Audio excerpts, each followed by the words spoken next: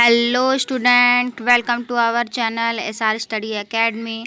आप सभी का हमारे चैनल में बहुत बहुत स्वागत है। ठीक है, तो आइए आज हम आप लोगों के लिए क्या लेके आए हैं। देखिए, हम आप लोगों के लिए लेके आए हैं क्लास 9 साइंस चैप्टर 1। ठीक है, जिसका फर्स्ट चैप्टर जो है वो हमारे आसपास के पदार्थ है ना।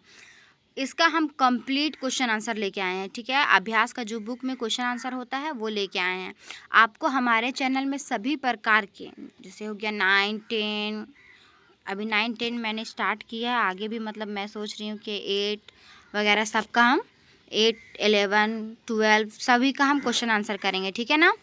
तो हम पहला चैप्टर लेके आए हैं आप लोगों के लिए। क्या है हमारा पहला चैप्टर? हमारे आसपास के पदार्थ।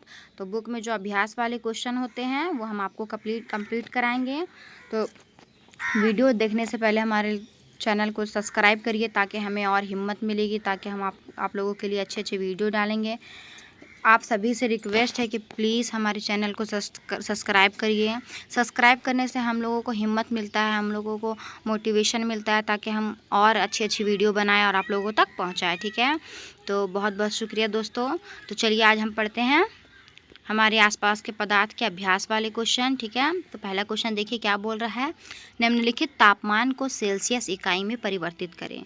यह तापमान दिया हुआ है, उसको बोल रहा है, यहाँ केल्विन में दिया हुआ है, आपको सेल्सियस निकालना है। ठीक है, तो देखिए पहला क्या दिया हुआ है, 300 केल्विन। तो जब भी हम केल्विन को सेल्सियस में जब परिवर्तन करते हैं तो उसका फॉर्मूला होता है ना, छोटा सा एक फॉर्मूला होता है, जैसे बोलते हैं उसको K = सेल्सियस प्लस 273, है ना। ये हमको फिल करना है, उसके बाद हमको इसका आंसर निकलेगा। ठीक है, तो यहाँ पे क्या लिखे, K = सेल्सियस प्लस 273। तो K का मान क्या दिया हुआ हमारा 300, 300 वैसे ही उतर गया ना, समझ में आ रहे बच्चों। तो 300 वैसे ही उतर गया, = आ गया। सी का मान क्या है, नहीं दिया हुआ, हमको यही निकालना है, सी का मान निकालना है, प्लस 273 हो गया। ठीक है, अब सी को उसी साइड रखेंगे, सी = हो जाएगा।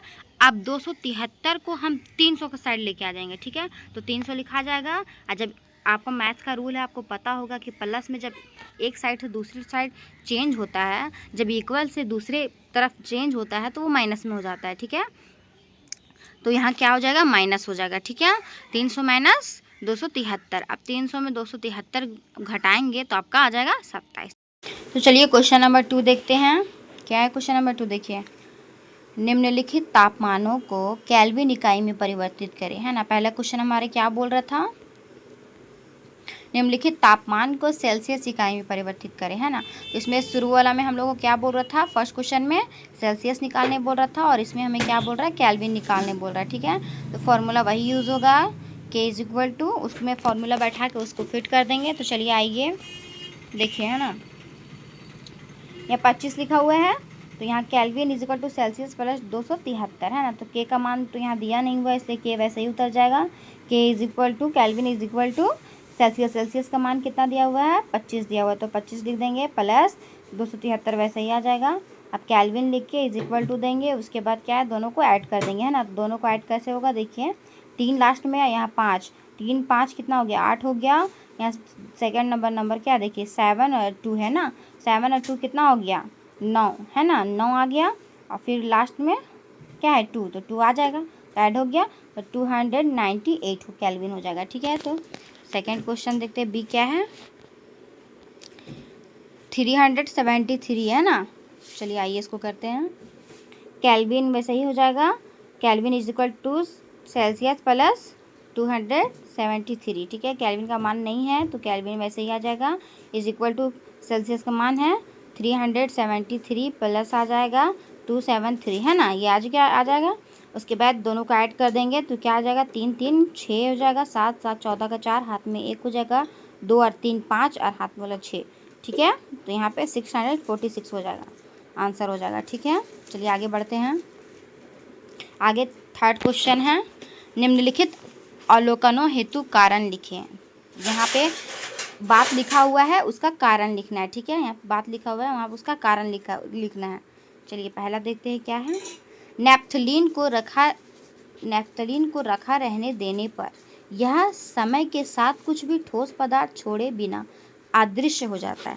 नैप्थलीन को जब हम रख देते हैं तो वो बिना ठोस पदार्थ छोड़े अदृश्य हो जाता है, मतलब दिखाई नहीं देने लगता है। ठीक है, तो उसका उत्तर देखिए, नेप्थलीन का अदृश्य हो जाना ऊर्ध्वपातन क्रिया को दर्शाता है। क्या दर्शाता है? ऊर्ध्वपातन क्रिया को दर्शाता है।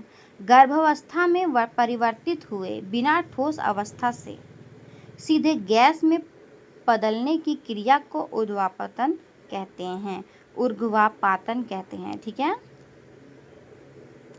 हमें इत्र की गंध, दूसरा क्वेश्चन है ना, बी, 3 का बी है, देखिए 3 है, इसका एक क्वेश्चन पढ़ लिए, इसके बाद बी है। देखिए, हमें इत्र की गंध बहुत दूर बैठे हुए भी पहुंच जाती है ना, इसका कारण बताना है ना, क्वेश्चन में बोल दिया ना कारण बताना है, तो आंसर देखिए, इत्र एक वाष्पशील द्रव होता है जो हवा के कणों के साथ मिलकर तेजी से चारों ओर फैल जाता है, जिसके कारण बहुत दूर बैठे हुए पहुंच जाती है ना, बहुत दूर हुए बैठे इंसान को भी पहुंच जाती है। यह क्रिया विसरण कहलाता है। ठीक है, क्रिया विसरण कहलाता है। तो चलिए 4 क्वेश्चन क्या है, निम्नलिखित पदार्थों को उनके कणों के बीच बढ़ते हुए, उनके कणों के बीच, सॉरी यहाँ पे कणों होगा, ठीक है, कणों के बीच बढ़ते हुए आकर्षण के अनुसार व्यवस्थित करें, है ना।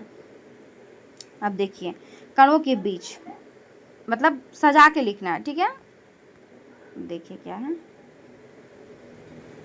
कणों क्या क्या है, पहला जल, चीनी और ऑक्सीजन। ठीक है, उत्तर देखिए, आकर्षण बल ठोस में सबसे अधिक, गैस में सबसे कम और धर्म में,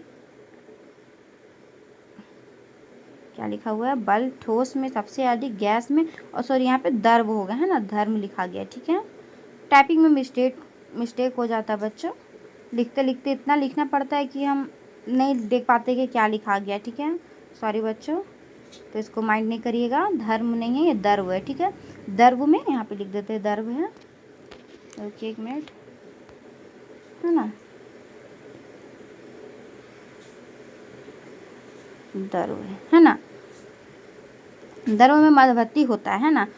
देखिए क्या क्या लिखा हुआ है, आकर्षक बल ठोस में सबसे अधिक, है ना, ठोस में सबसे अधिक, देखिए चीनी में है ना, ग्रेटर देन, ये साइन दिया हुआ है बड़ा छोटा का, है ना, तो ये चीनी में सबसे ज़्यादा, उसके बाद जल में होता है, उसके बाद ऑक्सीजन में होता है। आप उलट पलट के भी लिख सकते हैं। ठीक है, तो 5 क्वेश्चन देखिए क्या है, निम्नलिखित तापमानों पर जल की भौतिक अवस्था क्या है, पहला 25 डिग्री, बी 0 डिग्री सेल्सियस, उसके बाद सी क्या है 100 डिग्री सेल्सियस। उत्तर क्या है, 25 डिग्री पर द्रव अवस्था में होगी।